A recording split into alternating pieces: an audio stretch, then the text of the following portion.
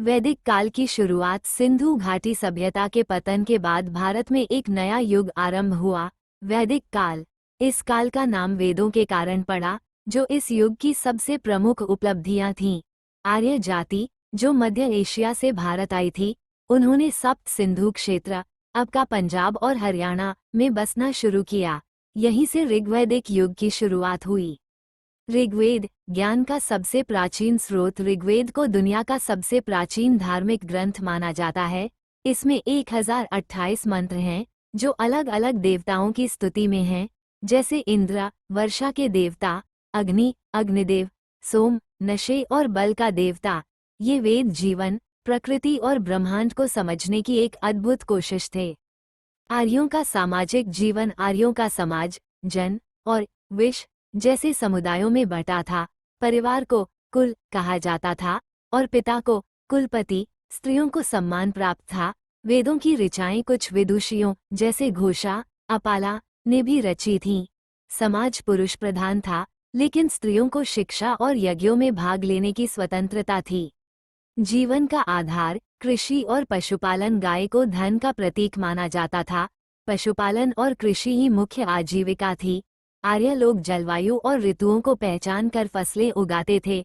बैल और घोड़े विशेष रूप से महत्वपूर्ण थे। यज्ञ, धर्म और देवता, आर्य धर्म कर्मकांडों और यज्ञों पर आधारित था।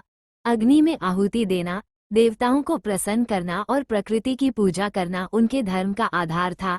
धर्म को धृ से निकला माना गया, जिसका अर्थ था जो सबको बांध कर रखे। शिक्षा और आश्रम व्यवस्था, शिक्षा गुरुकुलों में दी जाती थी।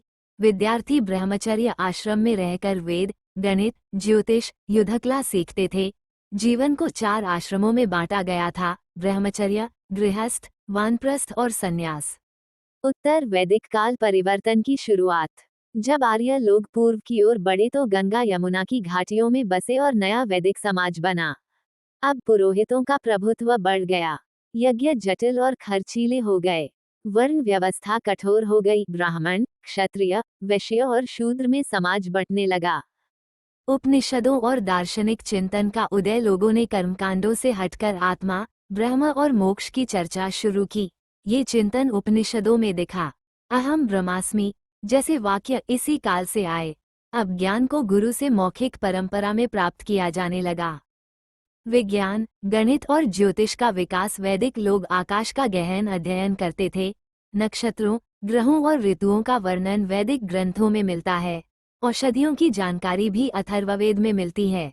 इसके अलावा गणना की विधियां भी इस काल में विकसित हुईं। वैदिक काल की विरासत, वैदिक काल ने भारत को एक ऐसी सांस्कृतिक और धार्मिक नींव दी जो आज भी जीवित है। वेद, उपनिषद, संस्कृति, भाषाएं, जीवन मूल्य और विचारधारा, सब कुछ आज भी हमारे जीवन का हिस्सा हैं। इस काल ने भारत को संस्कृति का जनक बनाया।